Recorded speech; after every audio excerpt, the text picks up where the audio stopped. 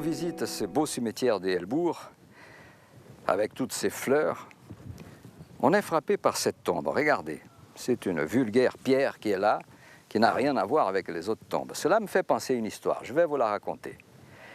Nous sommes là vers 1930, c'est-à-dire une vingtaine d'années après l'affaire Citaran qui avait secoué toute l'île.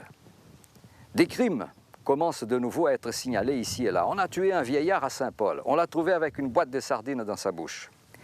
Dans les Hauts-de-Saint-Paul, on a tué un couple de commerçants et on leur a trouvé avec du riz dans la bouche. C'est-à-dire que cet assassin-là, il signait ses crimes. Il a été dénoncé.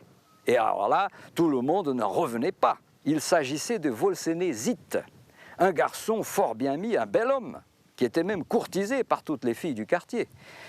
Et lorsqu'il a su qu'il avait été dénoncé, il est parti se cacher loin, dans le cirque de Mafat, à Marla, où il avait une sœur qui habitait. Mais la police l'a suivi. On dit même qu'il habitait dans une caverne et qu'il mangeait des oiseaux crus. Vous imaginez un peu le personnage. La police, tôt le matin, avait dressé une embuscade, avec la complicité de la sœur.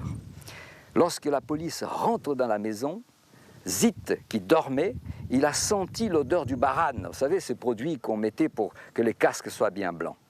Malin il était. Il s'est levé, il est parti en courant. Mais la police a couru derrière et l'un d'eux, qui était posté plus haut, lui tire un coup de feu. Il est blessé dans le dos, la balle sort dans la jambe, on le prend. Et alors là, la gendarmerie la plus proche se trouvait à Salazie. Il fallait donc le transporter. Et pendant les transports, il maudissait les policiers. Il disait, vous savez, moi, je parle au diable.